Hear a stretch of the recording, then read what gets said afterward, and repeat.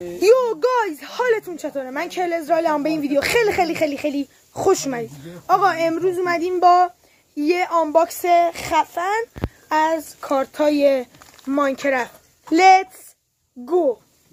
آقا از این شروع میکنیم. یا بسم الله. امیدوارم چیز خوبی توش در بیاد.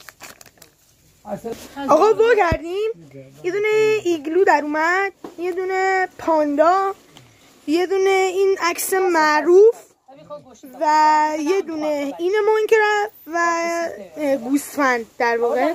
بریم با پک بعدی. آقا میریم با باز کردن این، بریم که داشته باشیم.